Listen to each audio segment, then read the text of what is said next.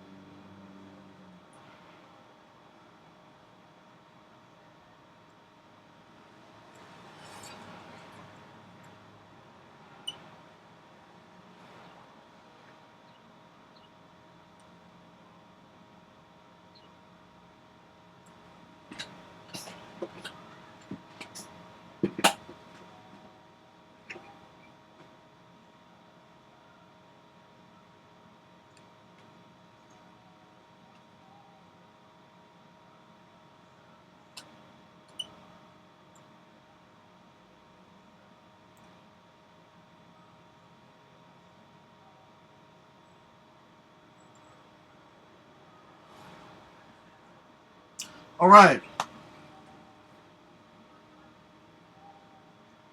Let's see here. I think we're ready.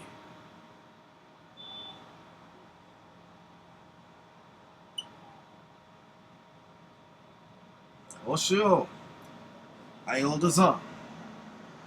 Yukoto I. Ayashti. Kanayeki.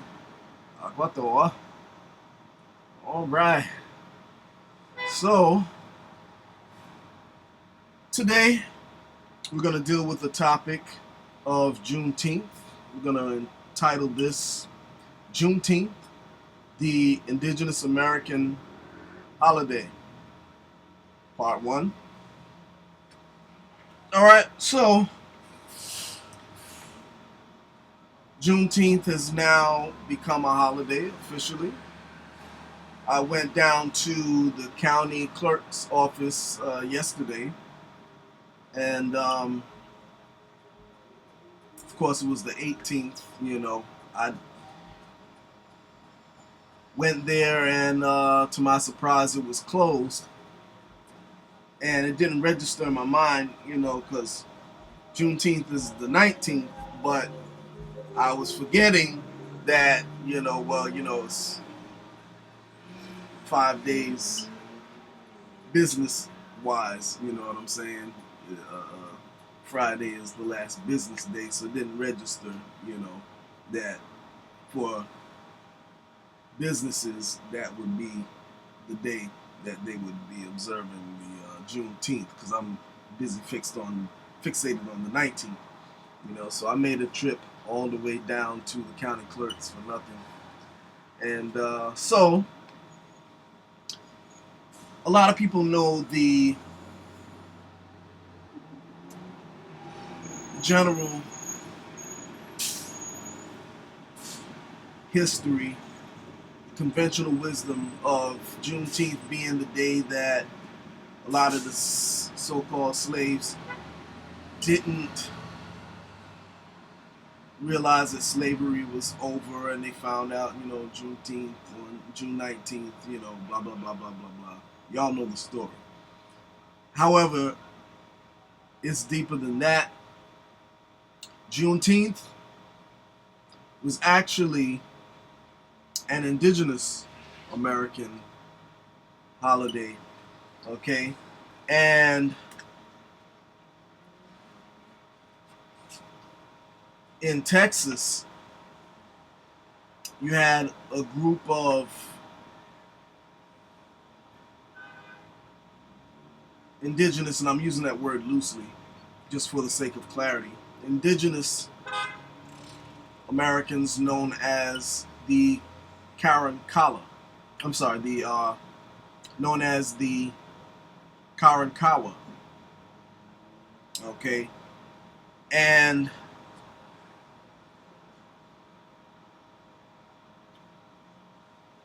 these were a collective of different nations Okay? And the thing about these indigenous peoples is that they look like what you call today African Americans. Okay? And, every year the Washita, we celebrate Juneteenth on that day, you know. And I'm going to read an article because I don't like to just talk. People like receipts, So I don't like to just talk. So as I'm talking, I'm going to reference for you. So right now, sharing my screen. So right now, if you can see here, this reference is from AsherUnderwood.com/Juneteenth/ okay, and it says here, posted on June 19th, 2020, and it says Juneteenth, Galveston, Texas, Indian Territory. Galveston Island was a slavery empire founded by French pirate Jean Lafitte. He was financed by two brothers, Jewish traders, Joa and Morin de la Puerta. They were known as Karankawa traders and supercargoes for Lafitte, growing incredibly wealthy and decimating the Indian population called Karankawa, and subsequently a great many were called African or black slaves. Pirate Jean Lafitte was targeted eventually by the U.S. Navy and fled Galveston in 1821 with his mulatto wife and son. Okay, now if you look here, make this a little bigger for y'all. Look here in the article. It says here they, the Karankawa, had huge heads covered with coarse, bushy hair. Dances were wild and noisy. And they give the reference Warren Betsy, Illus, I guess that's short for illustration.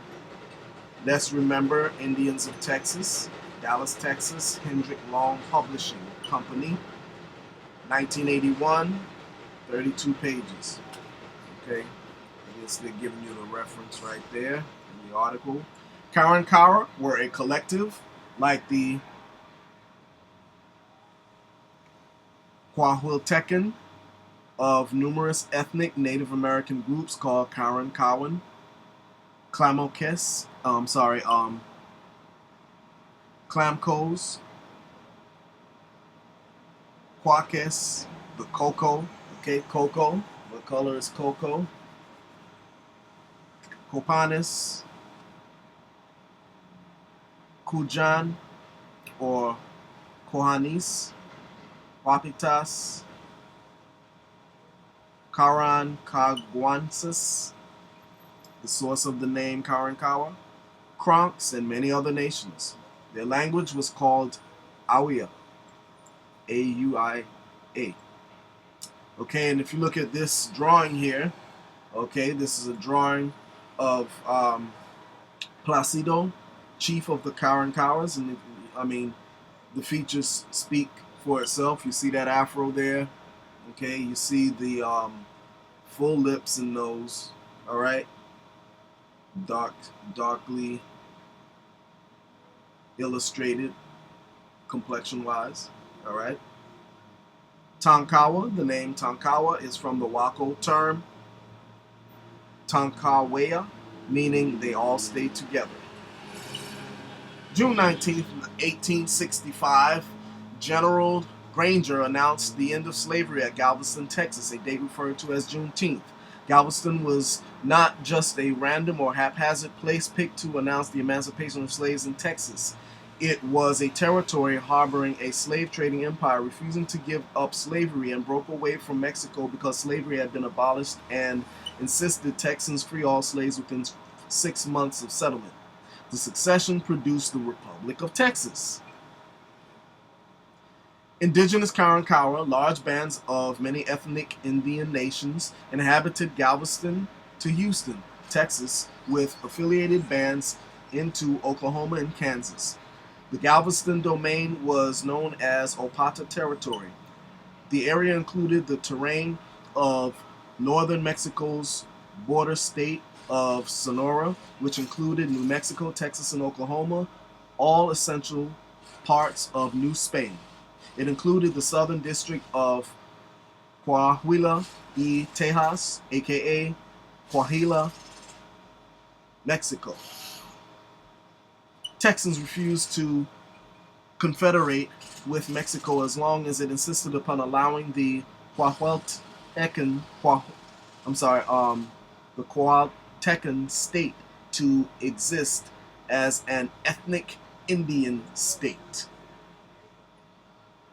The aim of this pictorial is to demonstrate that the Karankawa slave trade had reduced ethnic Native Americans to African slaves for sale, and that they too had been freed and or received benefit from Juneteenth by its effect upon the Indian nations to abolish slavery by the subsequent 1866 treaties and allowed tribal peoples from Texas and Oklahoma to rejoin in family groups. June 19th, 1865, General Granger announced the end of slavery in Galveston, Texas. On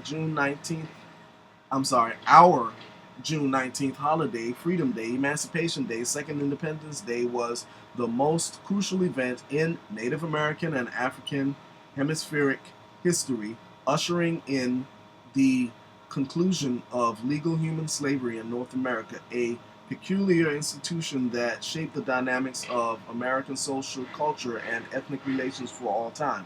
Slavery began in this country with indigenous people captured by Europeans and called Indians. They also abducted and catastrophically destroyed natural African civilization by transporting slaves across the Atlantic to America for use as laborers in their stead for life. Indians, Africans, and Moorish Indian colonies established within Indian country before and after contact were left to inhabit the legal geographical superculture of Indian country as a unique people and mixed Creole tribal population comprised wholly of ethnic Indians, indigenous natives, Africans, and sundry Moors, Spanish, Berber, and African, and their descendants. Whether they desired it or not, all were relegated to life outside of U.S. colonies from rejected or denied American citizenship, despite the presence of treaty stipulations calling for voluntary U.S. citizenship or naturalization, Adams Honest Treaty, 1821. All of whom from Massachusetts to California and Canada's Great Slave Lake south to southernmost point of Coahuila, Mexico, were historically viewed as Indian or Indian Negroes, half-breeds, Creoles, Muskies, and a litany of other names used by whites, but all self-identified by many names such as Hassanamisco,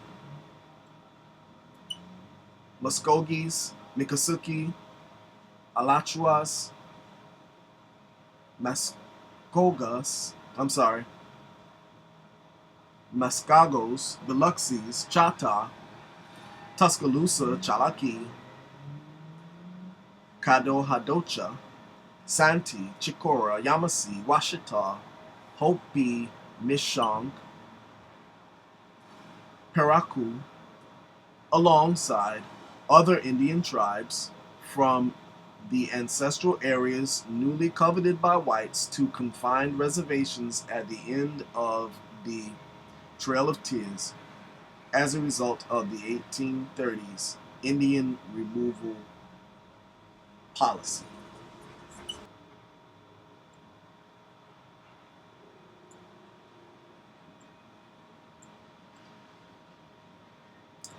Galveston Juneteenth served as the impetus needed for successful efforts to agitate for termination of slavery within Confederate factions of the five civilized tribes at the end of the Trail of Tears in Oklahoma Indian Territory. Confederates had been clashing with the factions of the Indian nations remaining loyal to the Union. So 3 months later, on October 13th, 1865, the five civilized tribes and affiliated bands entered an historic agreement known as the Treaty at Fort Smith, causing an immediate cessation of the Civil War fought within the legal geographical domain of Indian Country, Oklahoma Indian Territory. 9 months later, after Juneteenth, 6 months after the Treaty at Fort Smith, came the first of the domestic Indian treaties on March 21st, 1866, performing the humanitarian feat of freeing ethnic African ancestored Seminoles within Indian Territory. Following in succession came the Chickasaw-Choctaw Treaty, April 28th, Creek Treaty, June 14th, and the Cherokee Treaty, concluded July 19th, 1866. Each final step gave rise to the culmination of what abolitionist William Lloyd Garrison referred to as the genius of universal emancipation or freedom that serves to free us all. More to the point, history demonstrates that Texas did not want to be in league with the Mexican Indian Negro state of Coahuila.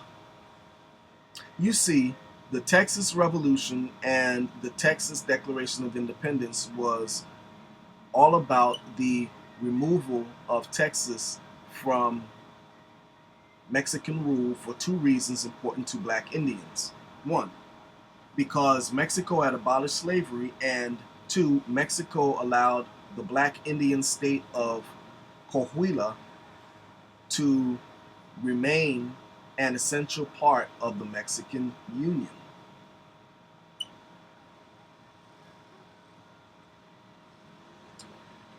While Texas settlers, I'm sorry, not while, I'm bugging. White Texas settlers were outraged at their connection to a black Indian state. In fact, listed as a reason in the Texas Declaration of Independence was the statement that Mexico was in union with the state of Coahuila, Coahuila y Tejas, with the distant capital of Saltillo. The capital was later changed to Monclova. Slavery was outlawed in Mexico, and Texas, being part of Mexico, meant that Texas settlers were affected by the Mexican requirement that all persons moving into Texas were to free all slaves within 6 months of settling there, leading to a revolt among white Texans.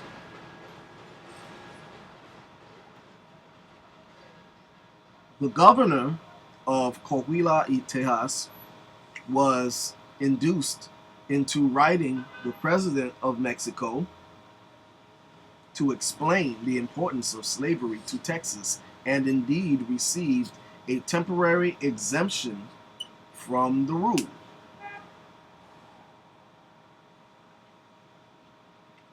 Few modern people realize that Galveston, Texas in general, began its reign as Indian country, home to Karankaras,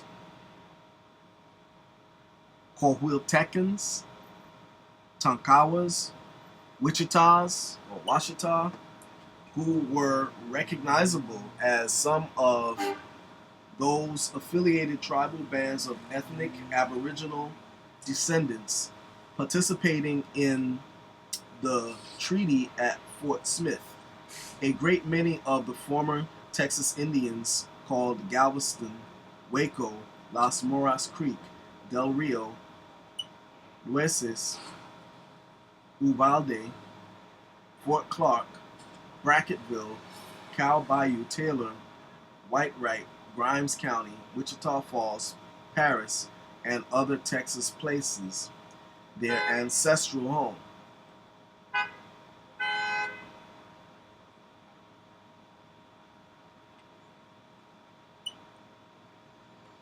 Let's take a look at that for a second there.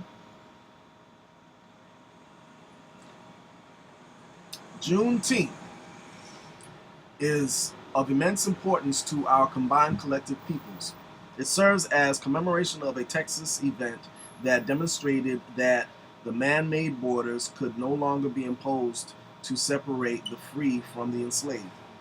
Its conception weighed on the conscience of our Indian ancestors who dared to then say, set them free, so that we may all be free. May the genius of universal emancipation and enfranchisement be the hallmark of the future of America. On that day, fateful day, June 19th, 1865, Union Major General Gordon Granger read General Order Number 3 to the people of Galveston, Texas. General Order number 3 stated, the people of Texas are informed that, in accordance with a proclamation from the Executive of the United States, all slaves are free.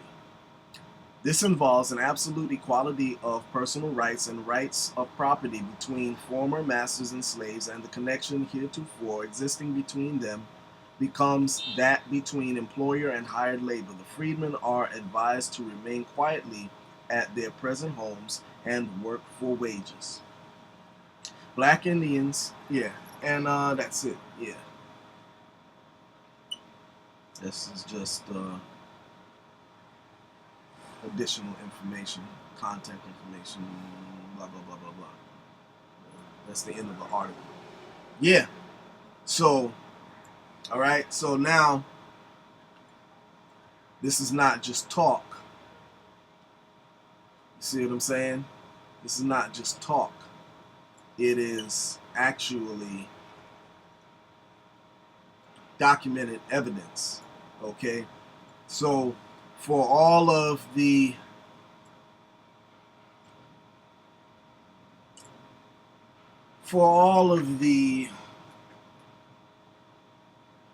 RBGs and black nationalists, etc., okay, you all have to realize that your Pan-Africanism, blah, blah, blah, and stuff is not going to really be effective until you first correct your history. Okay, you got to correct your history. All right?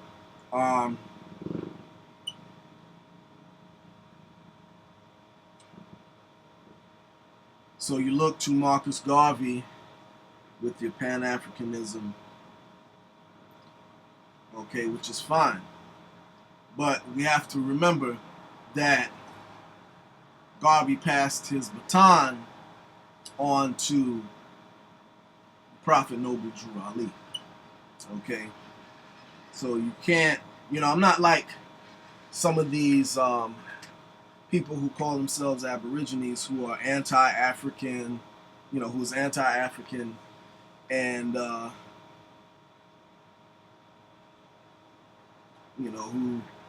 they're anti-African and anti, anything that has the word Africa attached to it, because what a lot of y'all have to keep into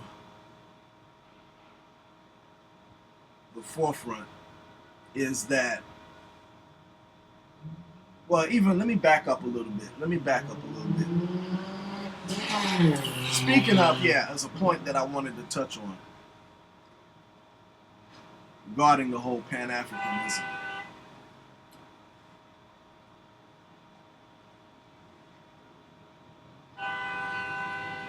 Well, okay, I'll touch on that afterwards. Anyway, there's nothing wrong with Pan-Africanism, that ideology, okay, and the concept of creating alliances with people across the world that look like us. See what I'm saying? There's nothing wrong with that, you know. And I don't promote that type of division, okay? And you can do that as long as you maintain your identity in that. What do I mean by saying this? Okay? We have to remember, as long as we know who we are an Aboriginal American people.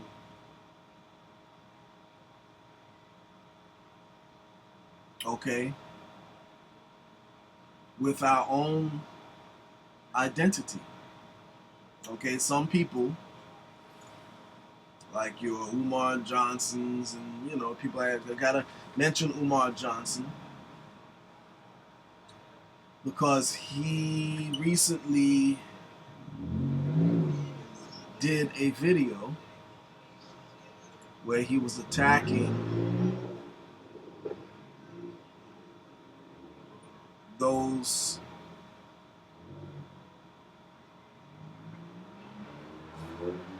who call themselves American Aborigine, blah blah blah.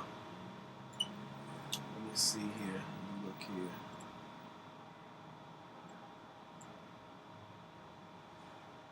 Let's see.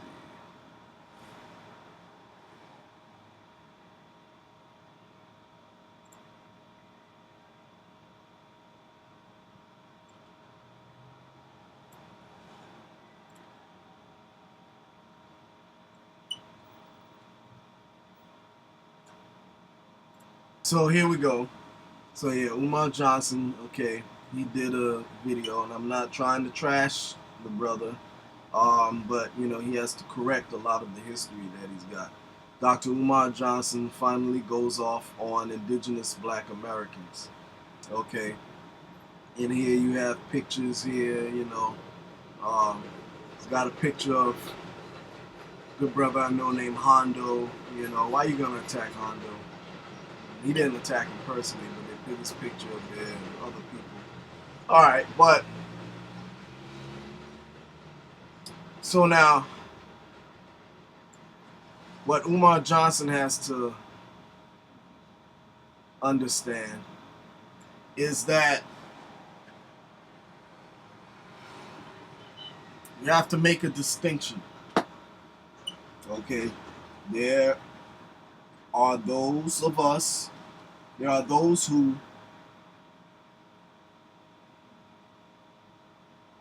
just watched a few YouTube videos. You know, they discovered Dane Calloway and watched a few videos and that inspired them to go and do their genealogy and find out that they have, quote unquote, I'm using the word loosely, don't get up and sit here and leave comments saying, oh, we're not native and all that foolishness, okay? This is for the sake of clarity, okay? For the sake of clarity for those who, the average listener out there, you know, because you got fanatics and idiots, you know, who want to, you know, nitpick at every single little word that you say. I'm not talking to you. I'm talking to the general people out there for the sake of clarity and for the sake of time. Okay? So those who did research upon hearing, you know, watching a few YouTube videos, and they discovered that they were quote unquote Native American. Okay? or they decided, to go and talk to family members, and they just discovered that they have Native American ancestry, quote unquote. Okay, these are generally the people that Umar Johnson is talking about. However, what he probably doesn't also understand is that there are those of us who were born knowing about our indigenous ancestry, okay, such as myself, and knew our tribes, okay, and have even taken it a step further and practice the culture, okay, speaking the language and so on and so forth, okay.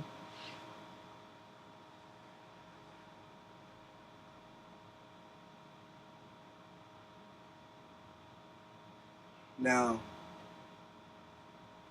we didn't, the difference is we didn't just watch a few videos of Dan Calloway, like I tell people all the time, no disrespect, but, I was doing this long before, probably maybe even before Dan Calloway was born, okay, and I have the receipts to prove it. Anybody who's been following me over the years, and even before this channel, the Red Road East, we got some people who remember me from even before the Red Road East. We're talking like way, way back. Um, Way back. Before this stuff was even popular like that. Okay. Um, I've been doing this research on this particular topic, and out in the community and stuff like that, since the 90s, okay? Since like, the early part of the 90s, early to mid 90s, okay? Um, so, Umar Johnson is, in a sense, and people like him who criticize the new people who just came into this, like the Dane Callaways and forward, a lot of them are criticized because they don't they don't know anything about the culture, they don't speak the language, and this, that, and the other. Okay? Which, I mean, if you're going to profess to be a thing, you need to practice the culture. If you don't practice the culture, then you're going to be attacked big time. Okay? If you don't want to deal with subjects such as science and things like that, you're going to be criticized for that. Okay? We're not in that category. Okay? So now, with that in mind and the whole Pan-Africanism thing, again, those of us,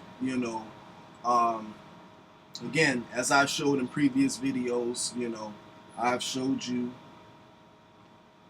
how I fit into the whole lineage of what they call today, quote unquote, the Aboriginal movement. I've showed you that, I'm one of the first to do it, long before these new guys, Dane Calloway and all these people. I showed you all of those receipts. I showed you my, involvement with the Washita, my Washita ID, this, that, and the other, and, so we never had a problem. Now we're going back into the original narrative, before the present day. We never had a problem with Africa or anything like that, because we always said we were autochthonous Moors, okay? Indigenous Moors, M-U-U-R-S, M-U'-U-R-S, akin to the Moors, M-O-O-R-S, of West Africa, okay? That was always, we always made that known, okay, and never had a problem with that, okay. So I'm saying all that to say, there's nothing wrong with making alliances with our people on the other side of the Atlantic, because remember, our empire expanded from the west all the way to the east, okay, and this is why you find the same tribal names on both sides of the Atlantic. Okay, you got the same tribes you find here on the in the Americas, in the West, on the West, in the West, you find over in the East, in Africa, quote unquote. Okay, um, so there, we're mound builders. Anyway, you know, we're mound builders. So you got a lot of people who in the new Aboriginal community, who a lot of them, because of the fact that, they're fairly new to this information. When I say fairly new, I mean, you know, as far as I'm concerned, they're new, because again, I've been doing this for 3 decades. A decade is 10 years, okay? I've been doing this for 3 of those, okay? And had knowledge of self even before that, okay? So, you know, I'm not gonna, put my age out there, all right? But, you know, so we're talking about being into the knowledge,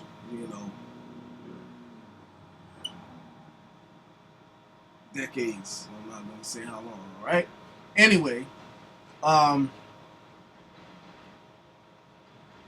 so there's nothing wrong, again, um, with the concept of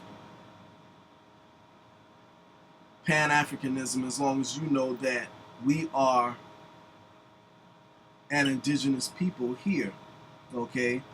The RBG people, okay, they say that we were robbed of our names, our religion, our culture, our God, this, that, and the other. But how do you lose something like that? That's not true. Because I can go right out, and I've done it, go right outside right now, and I can talk to 20 random so-called African Americans, and at least 15 of them, at least, and I'm being very generous with that, okay? Because really it's more than that, but I'm just, being generous, But at least 15 out of that 20 will say, and the reason why I say 15, because, you have some people who are not, they may be, in phenotype, they may look like us, but they may be from like elsewhere in the world. It may be from Africa or, like that. But I'm talking about, if you go out and you talk to 20 so-called African Americans, the majority of that number, between 15 and 20 of them, will say that that their grandmother or grandfather was an Indian, some of them can mention the tribe, some of them cannot, So we know who we are. The problem is that the people who call themselves Pan-Africanists, this, that, and the other, they jump across the water all the way to Africa without knowing their history right here in the Americas, okay? And I've met plenty of people, in that RBG, quote-unquote black consciousness community, the Pan-Africans, Hoteppers. I've met, many of them who were related to me, okay, because that I've never even met before, okay. Met them randomly, because I'm all over the internet in different chats and stuff like that, um, and whether it be Sonetta, whoever, and I've met people who were related, I look at certain surnames, and I know we're related. I'm like, hey, do you have relatives and so and such and such? They'd be like, yeah, and okay, from such and such a place, yeah, and some of them are even related to me many times over on different lines, with a definite relation. However, the conversation goes no further than that. They're not even interested in, even finding out, more how we relate, or, knowing about their people or anything like that. You don't hear any, they're not interested. Okay? And that is why Negroes get treated the way that they do. Okay? Negroes get choked out, okay, by these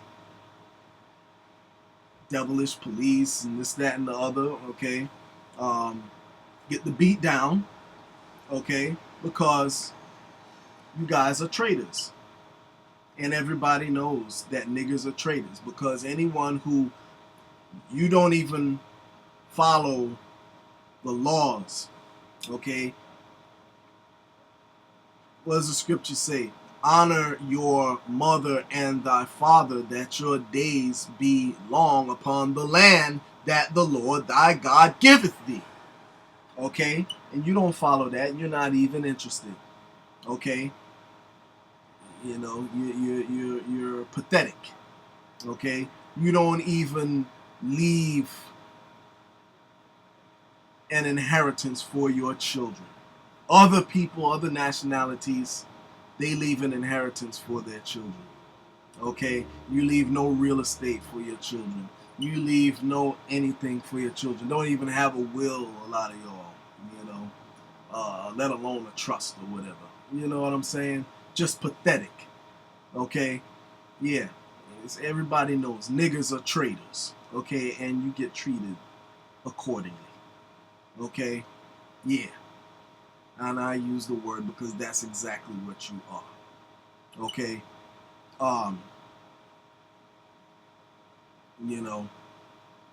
I know people who, let me not even get into that. I was going to go somewhere else, but, it's just a sad affair, but, royalty, what makes a king royal? Royalty knows its ancestry, okay? And you're not interested in knowing your ancestry. You're lazy. You would rather take the cop out, okay? Instead of learning who your people are here in this land, you rather jump across the water and say, oh, I'm African, But here's the thing, okay? You who call yourselves Pan-Africanists, I'm talking about the ones here in America, because our people our cousins over across the water in the East, they know who they are. They know they can tell you their tribes and, their clans and this, that, and the other. However, you can't do that. You can, but you don't want to. Okay? So therefore, you can say that you're African and this, that, and the other, but Africa is a continent. It's not a country. So where in Africa do you come from? Don't tell me nothing about, because of slavery, we don't know where we came from. BS. Okay? So now back to Juneteenth. Okay? Because what y'all don't understand is that the Indian slavery was before the African slavery. Okay? But guess what? Those Indians, Okay, because what you call the transatlantic slave trade, with those coming from Africa, blah blah blah. Okay, um, that was not the first slave trade. Okay, the Indian slave trade was the first Negro slave trade. Those Indians were Negroes. Okay, they were Negroes, and that's a fact. Okay, if you watch some of my previous videos, you'll see I proved all of that already. I'm not going to get too deep into that. Okay, I've showed you the documents. Okay, um, that showed that those Indians, quote unquote, were Negroes. Okay, all right. So a lot of what what they call the transatlantic slave trade was nothing but the dark-skinned, melanated, bushy-haired people that were being taken from here to the Caribbean and vice versa. Okay, they were taking many indigenous people from here, taking them to the Caribbean. Okay, I have met personally people whose families were taken, and they still remember up until this day that they were taken from here, the mainland. Okay, they know this. All right, so you have to learn the history here first. You want a reference? Hold on, let me get you a reference.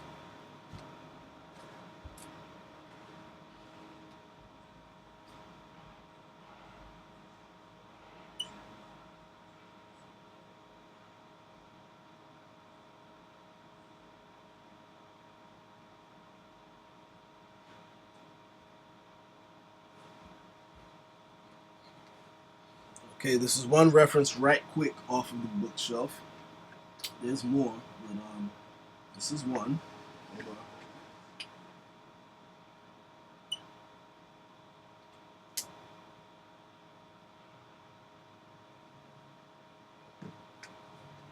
Okay, can you see that? The Indian Slave Trade by Alan Galley.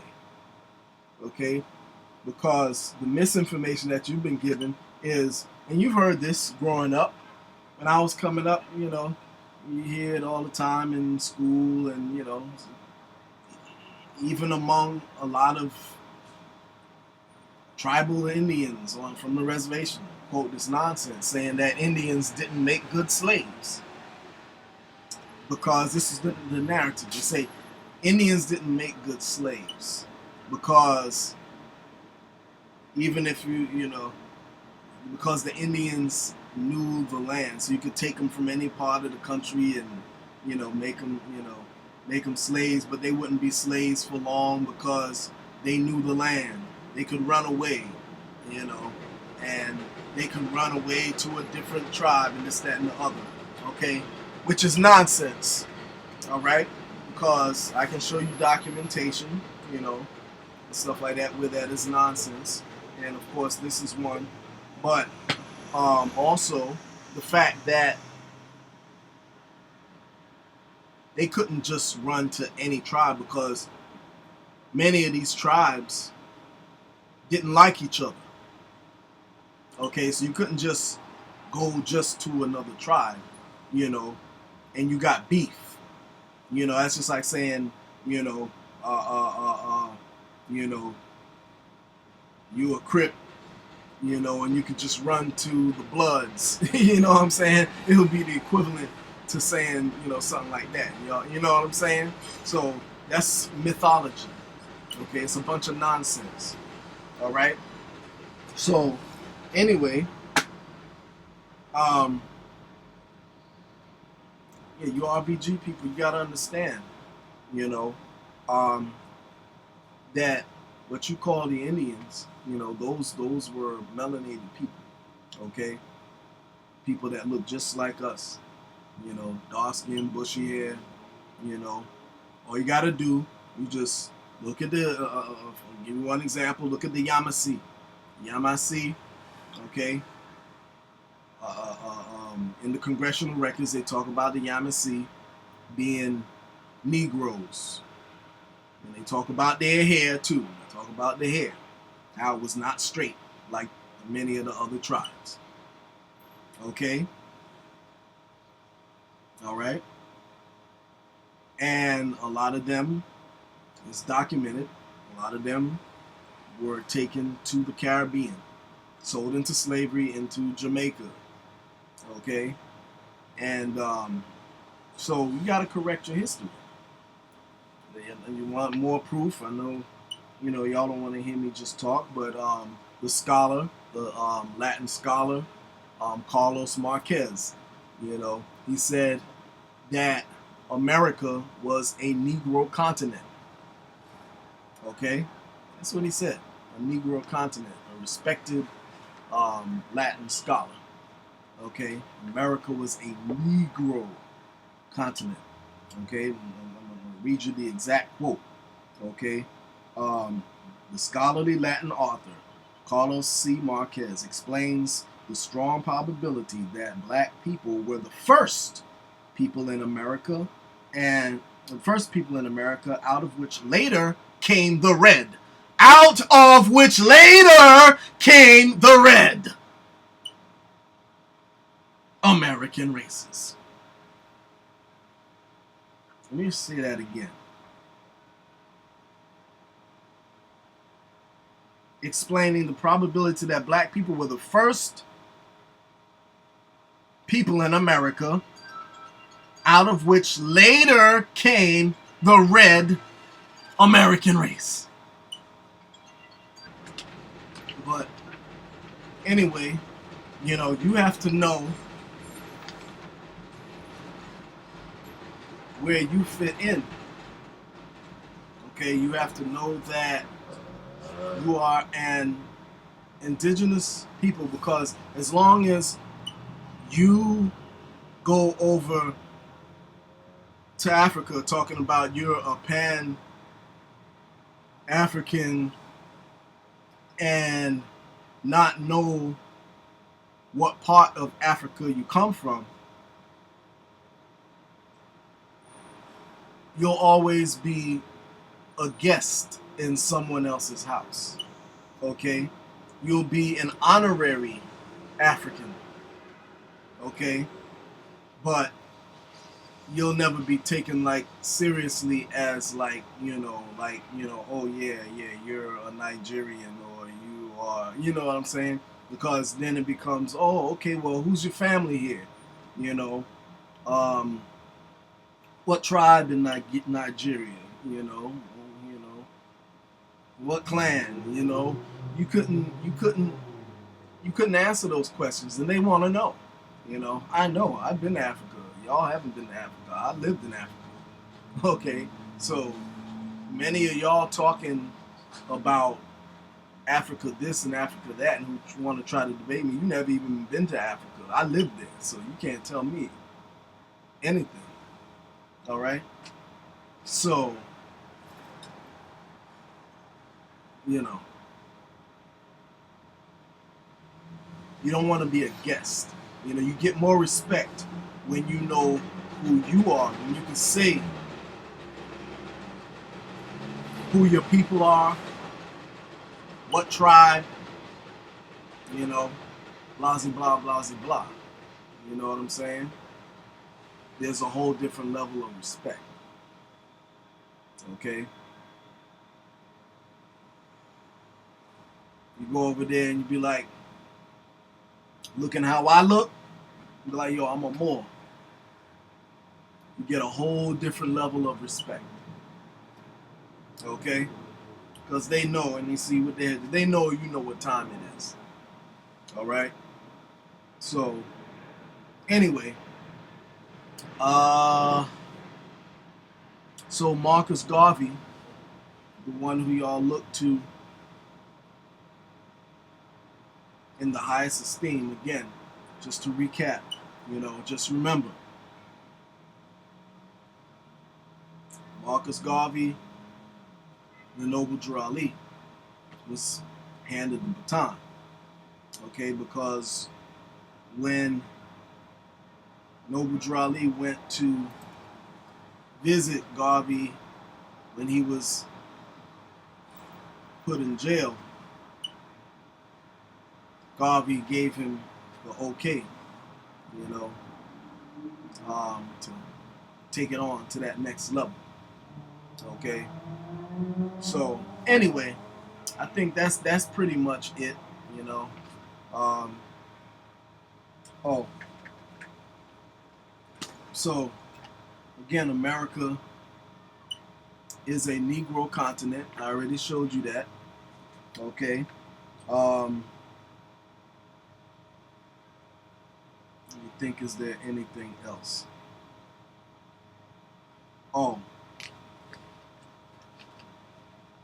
let's see. Umar Johnson said that Africa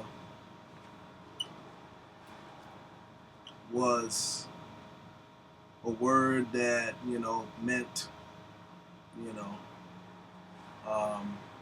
Africa. We know about that, this, that, and the other. And it's referring to, Africa, this, that, and the other. But realistically, Africa was originally a reference to the West. Okay? Because number one, you break down Africa, breaking it down in the Kemetic. That's where he's getting that from. And you got to remember, ancient Kemet, the original ancient Kemet was over here in the Americas. Okay? And, all you got to do is read Clymer's book, okay, from the Rosicrucian literature, and you'll see in the book Oriental Freemasonry, okay, you'll find out, because that's where all this information was kept hidden. If you're relying on these anthropologists to tell you the truth, you got to remember, they, as Augustus Lepongion told you, they are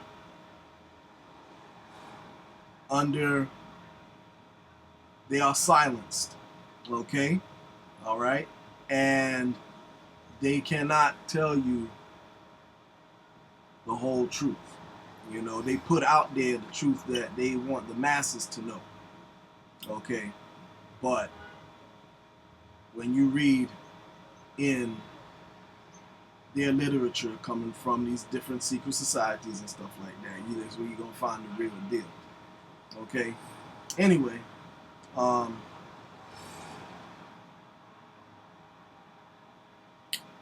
Africa was originally a reference to the Western Hemisphere, meaning the Americas. Okay? And you break that down, that word Africa, it comes from Amphoreg, which breaks down to that Fomoreg, which comes from the Fomorians, okay, which were here, okay, and there you get that Moor, Fomorians, Moor, okay, because the Moors were originally from here, Fomorian, Fomoreg, okay, no way you can escape that Moor. If you're talking about your Aboriginal or Indigenous, you can't escape that Moor, okay, so that's where your Africa comes from, okay. Break that down, it's coming from the Fomorians, which were from here, okay. And I've, in other lectures that I've done in the past, I've already given you those references, so I'm not gonna go and break down all the references. You want the references, go look at my older lectures and you will see those receipts. All right, anyway, that's pretty much it. I'm not gonna be too much longer. I just wanted to drop that information about Juneteenth. I may do a part 2 to this, okay, but for now, that's it. All right, so till the next time. Wait a minute, let me see. Was there one other point I wanted to make? Yeah, I think that's it. If I have anything else to talk about, I'll do it in the next lecture. Okay, so until the next time, do the dog on